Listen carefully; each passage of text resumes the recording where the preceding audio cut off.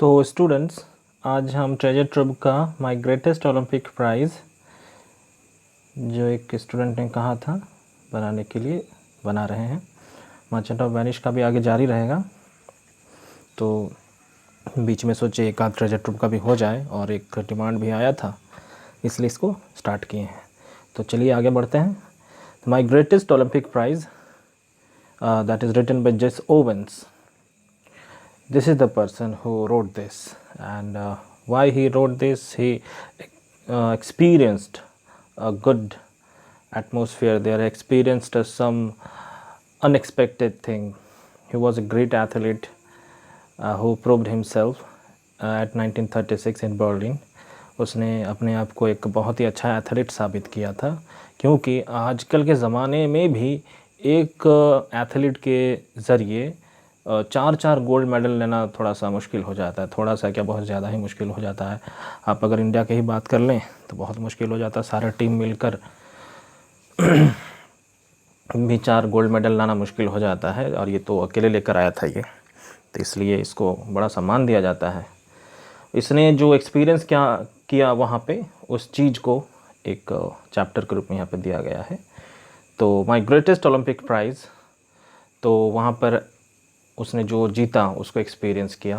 तो आप लोग को लगता होगा कि इसने क्या जीता है, 4 गोल्ड मेडल, लेकिन उसको ये ज़्यादा अहमियत नहीं दे रहा है। ये ज़्यादा अहमियत यहाँ पर ह्यूमन वैल्यू को दे रहा है। वहाँ इसका एक दोस्त बना जिसका नाम था लूज़ लॉन्ग। वो एक नाज़ी था, हिटलर ने उसको रखा था ओलंपिक में पार्टिसिपेट करने के लिए, और उसने इसकी मदद की थी, और दोनों के बीच काफ़ी अच्छी दोस्ती भी हो गई। तो ये उस दोस्ती को वो सबसे अच्छा प्राइज़ मानता है, सबसे अच्छा प्राइज़ मानता है, more than the gold, gold से भी अच्छा। तो यहाँ ह्यूमन वैल्यू को इम्पोर्टेंस दिया जा रहा है, और उसी पर ये चैप्टर है। चलिए आगे पढ़ते हैं। सबसे पहले हम लोग इस राइटर के बारे में जानेंगे, फिर हम लोग चैप्टर में एंटर करेंगे। जेस Owens, the son of share cropper and grandson of a slave, achieved what no Olympian before him had accomplished. इसने वो हासिल किया था जिससे पहले किसी ने ना हासिल किया था। जो बात मैंने बताई आप लोगों को, 4 गोल्ड मेडल वाला, ठीक है, उस नज़रिए से यहाँ पे कहा जा रहा है। और इसका जो थोड़ा सा बैकग्राउंड दिया गया है कि ये कौन था। He was a son of share cropper. Share cropper आप समझते हैं, जो शेयर में खेती करते हैं उसे शेयर क्रॉपर कहते हैं। तो उसके पिता शेयर क्रॉपर थे, और इसके जो दादाजी थे वो एक स्लेव थे। तो इनका बैकग्राउंड उतना ख़ास था नहीं, ठीक है, लेकिन अचीव जो किया वो बहुत ही ख़ास था। आगे पढ़ते हैं। He is stunning achievement of 4 gold medal at the 1936 Olympics games in Berlin has made him the best remembered athlete in Olympic history. Olympic के इतिहास में उसने जो काम किया है, 1936 के ओलंपिक में उसने 4 गोल्ड मेडल जीते, जिस चीज़ ने इसको बड़ा ही फेमस बना दिया गया है। तो लोग हमेशा याद रखते हैं कि जेस ओवेंस ने 4 गोल्ड मेडल अकेले जीता था। The following is a true story of a friendship between 2 great athlete. जो कहानी है, 2 महान एथलीट्स के बारे में ये कहानी है, और उनकी दोस्ती के बारे में। दैट बर्जन ड्यूरिंग द 1936, बर्जन मतलब दैट ग्रीव, वो दोस्ती बढ़ा, और that grew, that bond at the 1936 Berlin summer Olympics. उस दौरान ये दोस्ती आप कह सकते हैं ओरिजिनेट हुआ दोनों के बीच। दोनों तो एक दूसरे को नहीं जानते थे, तो first time that originated there and got cemented, और मजबूत हुआ। तो इस दोस्ती के बारे में है। तो आप लोग भी ऐसा दोस्ती कीजिए ताकि इस तरह का कुछ जगह मिल जाए आप लोग को भी। तो ह्यूमन वैल्यू के यहाँ पर बहुत ज़्यादा इम्पोर्टेंस दिया गया है। आगे देखिएगा। Hitler had spread the myth. Hitler के बारे में तो आप लोग जानते ही हैं। थोड़ा सा बता देते हैं कि वो तो बड़ा ही क्रूवल था, और एक थ्योरी उसने बना के रखा था कि जो नाजीज़ हैं, जो आर्यन हैं, वही लोग सबसे सुपीरियर है, बाकी सब इन्फीरियर है। बाकी लोगों को तो रहने का हक़ ही नहीं है, ज़िंदा रहने का। वो तो यही चाहता था कि मेरे ही लोग पूरा दुनिया में रहे और बाकी कोई ना रहे, ये था उसका थ्योरी, और बाकी सबको वो इन्फीरियर समझता था। तो he had spread the myth that one ethnic group was superior, वो अपनी बात कर रहा है, ठीक है, वो जो नाजी ग्रुप की बात कर रहा है, टू ऑल अदर ग्रुप्स, बाकी सब ग्रुप से ज़्यादा अच्छा उसका ग्रुप, ये मानता था वो। And refuse to acknowledge, acknowledge मतलब मानना, that a black man could ever be successful, वो कभी मानने के लिए तैयार ही नहीं था कि एक ब्लैक मैन, वो तो नाजी है ही नहीं ना भाई, वो तो हमसे इन्फीरियर है, तो उनके अंदर वो ताकत कहाँ से आएगी जीतने की। वो तो यही मानता था सारा ताकत हम ही में कूट कूट के भरा है, बाकी लोग तो बेकार हैं। ये एक बेवकूफ़ भरा सोच उसने अपने अंदर रखा था। कलर के आधार पर वो कह रहा है कि कौन कितना ताकतवर, कौन कितना टैलेंटेड, कौन कितना स्किलफुल होगा, ये वो सोच के रखा था। This affected African American track and field athlete जेस ओवेंस, और इसी सोच ने, ये जो राइटर है, इसको इन्फ्लुएंस किया, इसकी सोच को इन्फ्लुएंस किया, इसके कॉन्फिडेंस को इन्फ्लुएंस किया, इसके विश्वास को एक धक्का लगा। ये सोचता था सच में ऐसा होता है क्या भाई, जो आर्यन लोग हैं, जो जैसा हिटलर कहता है, क्या ये सच है? वही लोगों के अंदर ये सारा टैलेंट मिलना है, उसके अंदर ही ज़्यादा ताकत होती है, वही लोग हर वो काम कर सकते हैं जो हम लोग नहीं कर सकते हैं, ठीक है। सो इतना बुरी तरह से वो असर किया इसके मन में, that he almost failed to qualify for the long jump finals. यहाँ तक कि इतना अधिक मतलब वो डिमोरलाइज हो गया था, लैक ऑफ कॉन्फिडेंस हो गया था कि वो ऑलमोस्ट, तो वो हार ही चुका था, almost just near to the loss, है ना, मतलब डिमोरलाइजेशन इसको कहते हैं आप। अंदर में उसका ये चल गया था, घर कर गया था उसके मन में, वो सच ही कह रहा होगा, तब तो हमसे होगा ही नहीं, ये बात उसके मन में घर कर गया था और वो हारने ही वाला था। तो बीच में कुछ ऐसा हुआ कि वो जीत गया। तो चलिए देखते हैं क्या हुआ है, चैप्टर पढ़ने पर मिलेगा। फिलहाल तो हम लोग वही राइटर के बारे में ही पढ़ रहे हैं। The situation seemed hopeless until his rival, rival मतलब कंपटीटर, याद रखिएगा, आपके साथ जो compete कर रहा है उसको राइवल बोलेगा, ठीक है।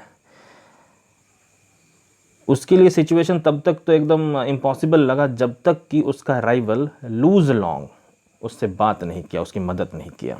A German athlete spoke to him and encouragingly giving Owens a tip that helped him qualify.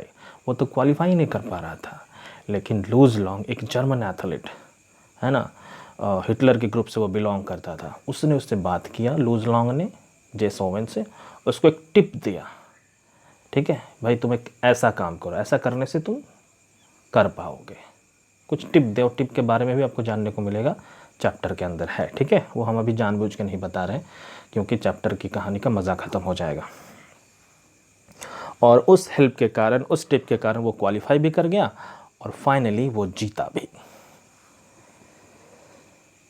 Long knew that if oven succeed it might jeopardise his chances of winning the gold. Long जो कि Hitler का athlete था, वो जानता था कि अगर Owens अगर मेडल जीत गया, अगर वो मतलब सक जाता है, तो उसके चांस घट जाएंगे जीतने के। दोनों एक ही चीज़ के लिए कम्पीट कर रहा था, लॉन्ग जंप के लिए, तो लॉन्ग जानता था कि अगर वो जीत गया तो मेरा तो चांस गया भाई। Since they were competing against each other, क्योंकि दोनों एक ही फील्ड पे, वो लोग एक ही ये पे वो लोग काम कर रहे थे, है कि नहीं, लॉन्ग जंप में ही वो लोग कम्पीट कर रहे थे, एक ही स्ट्रीम में थे दोनों। तो ये है स्पोर्ट स्पिरिट, इसको कहेंगे ना हम लोग। स्पोर्ट स्पिरिट आप लोग क्रिकेट में भी देखे होंगे, है कि नहीं, कभी कभार हम भी देखें, आजकल तो उतना देखते नहीं हैं, पर देखने को मिल जाता है कभी कभार यूट्यूब में भी, कि किसी को मान लीजिए दिक्कत हो जाता है पैर उर में, तो अपोजिशन के जो टीम के कुछ भी प्लेयर होते वो आते हैं, उसकी मदद करते हैं, उसको स्ट्रेचिंग वगैरह करवाते हैं, उसकी मदद करते हैं, है ना। इसको कहते हैं स्पोर्ट स्पिरिट कहते हैं इसको, है कि नहीं। तो उसी तरह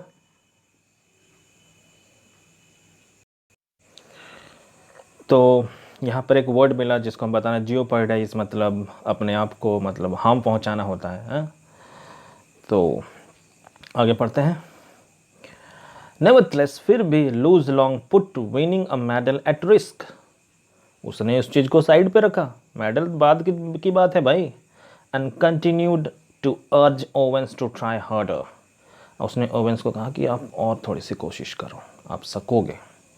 मतलब ओवेंस की मदद की उसने।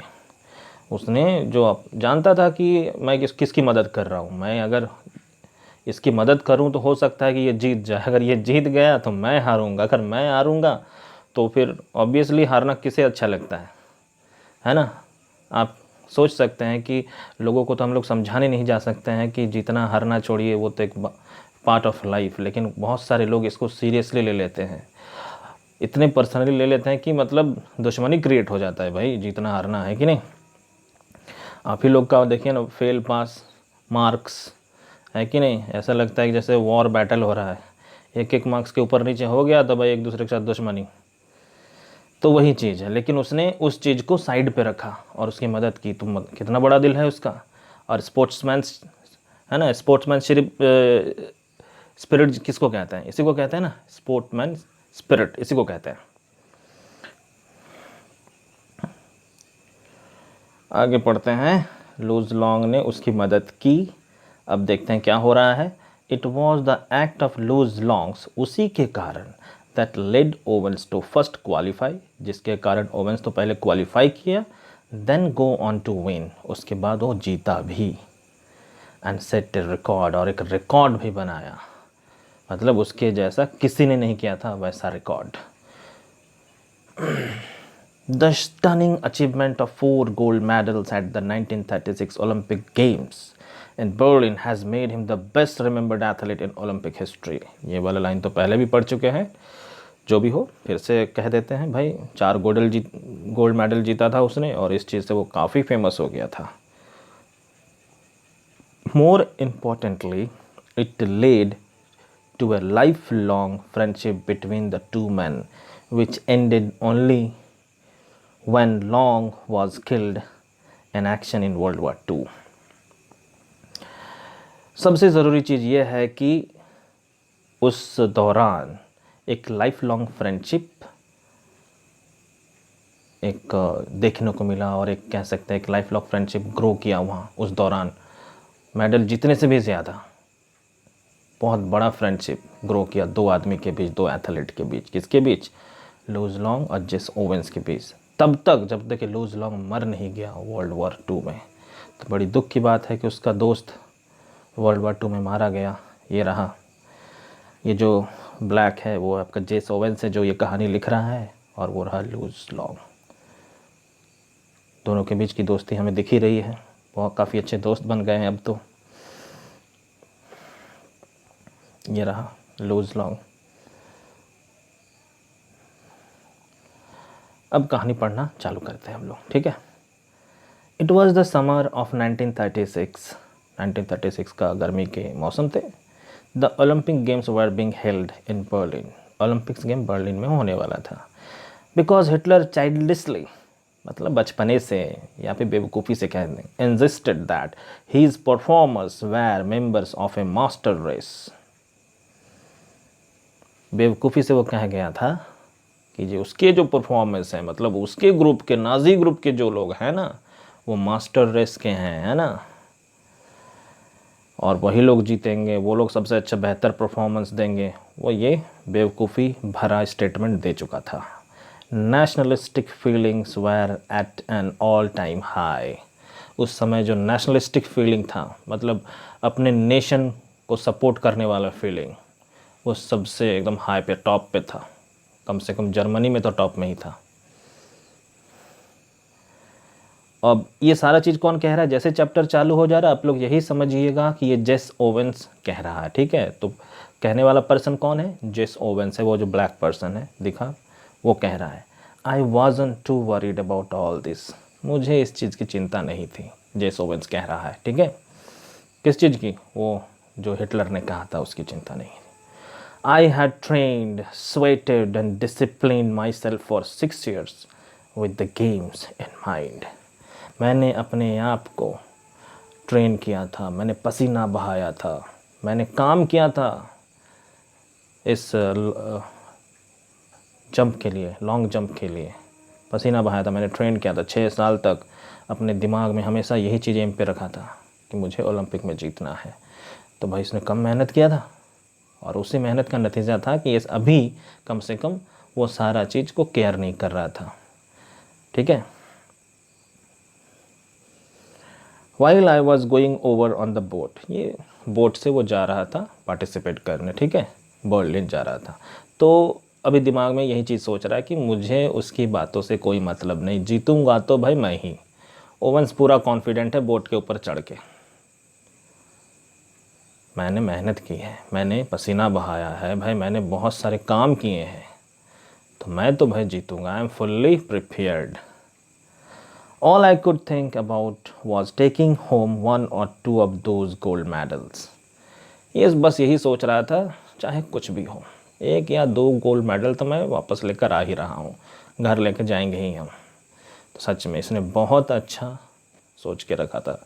हर इंसान को ऐसे ही होना चाहिए, बस एकदम निशाने पे देखना चाहिए कि मुझे वो चाहिए और कोई चीज़ मुझे दिख नहीं रही है, अर्जुन के जैसा। I had my eye especially on running broad jump. ये ब्रॉड जंप कह रहा है लेकिन ये एक्चुअली लॉन्ग जंप था, है ना।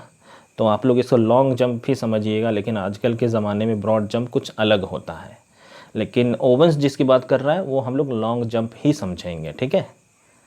अ year before as a sophomore at Ohio State University, I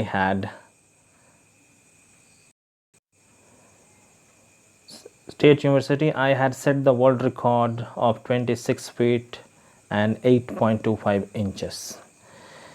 तो इसकी आंखें कहाँ पर थी या फिर इसका निशाना कहाँ पर था? लॉन्ग जंप पे था। 1 साल पहले ये जो अपना कारनामा किया था उसकी बात कह रहा है कि 1 साल पहले जब एक यो स्टेट यूनिवर्सिटी में एज ए सोफोमोर मतलब होता है 2nd ईयर स्टूडेंट, ठीक है, I had set the world record of 26 feet and 8.25 inches. बोझे मैंने उस वहाँ पे इतना का रिकॉर्ड बनाया था, तो ये बड़ा खुश था, है कि नहीं। वो ओलंपिक के रिकॉर्ड के बराबर है ये, तो बड़ा कॉन्फिडेंट था। Everyone kind of expected me to win that Olympic event hands down. Hands down माने ईजीली। हर कोई ये उम्मीद कर रहा था कि भाई हम तो ओलंपिक में जीतेंगे ही जीतेंगे लॉन्ग जंप में, ठीक है। I was in for a surprise when the time came for the broad jump trial. तो वहाँ पे याद रखिएगा, जब आपको मेन इवेंट के लिए आपको सबसे पहले क्वालिफाई करना पड़ता है। ऐसा नहीं कि जाकर ही आपको मेन इवेंट में आपको पार्टिसिपेट करने देगा, वहाँ पर भी कुछ क्वालिफाइड ट्रायल्स होते हैं, उसके बाद ही मेन इवेंट में जाने देगा। और क्वालिफाइंग में नहीं सका, 3 चांसेस मिलते हैं वहाँ पे, अगर उस 3 चांसेस में वो क्वालिफाई नहीं कर पाया तो मेन इवेंट में पार्टिसिपेट करने नहीं देगा। वहाँ पर भी बहुत सारे रिजेक्ट होकर घर चले आते हैं। तो इसको बड़ा आश्चर्य हो रहा था कि when the time came for the broad jump trial, जब ट्रायल के लिए आया जिसके लिए मैं क्वालिफाई करता मेन इवेंट में पार्टिसिपेट करने के लिए, आई वॉज स्टार्टल्ड, मैं तो चौंक गया था, to see a tall boy hitting the pit at almost 26 feet on his practice slip. अरे वो तो प्रैक्टिस कर रहा था, है ना, वो बस ऐसे ही ट्रायल में जाने से पहले वो प्रैक्टिस कर रहा था कि चलिए देखते हैं कितना, है ना, वो खुद से प्रैक्टिस कर रहा था। वो उसी में 26 फीट लेंथ मार दिया वो, और ये सरप्राइज़ हो गया, मतलब ये तो प्रैक्टिस में इतना करेगा तो जब सच में इसका ट्रायल होगा तब कितना मारेगा, और जब मेन इवेंट में जाएगा तब कितना मारेगा। ये बड़ा शौक है कि नहीं। He turn out to be a German named Luz Long. जब उसके बारे में इसने पता किया कि भाई कौन है जो प्रैक्टिस में ही मार दे रहा है 26 फीट, तो उससे पता चला कि ये जर्मन एथलीट लूज लॉन्ग है। I was told that Hitler had kept him under raps. Hitler ने उसे छुपा के रखा था, लोगों को नहीं बताया था। Evidently hoping to win the jump with him. Undoubtedly वो जानता था कि इस लूज लॉन्ग के सहारे वो मेडल तो जीतेगा। हिटलर ने उम्मीद लगा के रखी थी लूज लॉन्ग से। I guessed that if Long won it would add some new support to the Nazis Aryan superiority theory. अगर लूज लॉन्ग जीत जाता है तो हिटलर का जो थ्योरी है आर्यन सुपीरियॉरिटी थ्योरी, वो मानता है ना कि जो मेरे ग्रुप के जो लोग हैं सबसे सुपीरियर है, वो लोग सबसे अच्छे हैं, सबसे ज़्यादा ताकतवर है, हर काम वो अच्छे करते हैं। तो ऑब्वियसली अगर लूज लॉन्ग जीत जाएगा तो उसका उस थ्योरी को थोड़ा और सपोर्ट मिल जाएगा कि हाँ भाई वो तो सच कह रहा था। After all I am a Negro. और जेस ओवेंस कह रहा है अरे भाई मैं तो एक नीग्रो हूँ। A little hot under the collar about Hitler's ways. Hot under the collar मतलब होता है टू बी एम्बैरेस्ड और to be angry at something, ठीक है, शर्मिंदा होना या किसी पे गुस्सा दिखाना, तो ये एक इडियम है, ठीक है। हॉट अंडर द कॉलर का मतलब होता है, तो ये थोड़ा सा गुस्साया हुआ था हिटलर के ओपिनियन से, उसके तौर तरीक़ों से, उसकी सोच से। I determined to go out there and really show Der Führer and his master race who was superior and who was not. मैंने तो भाई तय कर लिया था कि मैं जाऊंगा और दिखाऊंगा। डर फहरर हिटलर को ही यहाँ पे कहा जा रहा है, ठीक है, कि भाई कौन सबसे ज़्यादा सुपीरियर है, कौन सबसे अच्छा कर सकता है, तुम्हारे मास्टर रेस के लोग या फिर मैं, कौन कह सकता है। मतलब उसका एकदम अंदर में इसका पूरा गुस्सा है, दिखाना चाहता है कि तुम्हारा जो थ्योरी ना हम इसको रॉन्ग साबित करके दिखाएंगे, तुमको बहुत घमंड है ना, चलो देखते हैं कौन सबसे सुपीरियर है। तो अंदर से उसके गुस्सा बहुत लग रहा है उसको। उसके बाद जेस ओवेंस कह रहा है an angry athlete is an athlete who will make mistakes. एक गुस्साया हुआ एथलीट एक ऐसा एथलीट होता है जो हमेशा गलती करता है, ये एक नियम है भाई। As any coach will tell you, हर कोच आपसे यही कहेगा, कभी भी गुस्साना नहीं चाहिए किसी भी एथलीट को, क्योंकि वो अपनी ही हानि कर बैठता है। ये तो गुस्सा गया था हिटलर का उस थ्योरी से। आई वॉज नो एक्सेप्शन, मैं भी इससे बच ना सका। On the first of my 3 qualifying jumps I lift from several inches beyond the take off board for a foul. मैंने तो भाई जो ट्रायल्स जो होते हैं ना उसमें भी मैंने फाउल कर गया।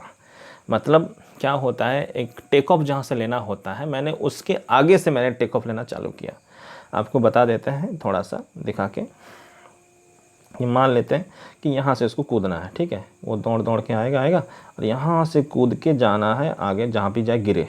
लेकिन वो कहाँ से कूद रहा है, यहाँ से कूदने लग गया। ये रहा टेक ऑफ साइड से भी आगे से स्टार्ट कर रहा है कूदना, तो फाउल हो जाएगा ना। तो फाउल कर रहा था वो।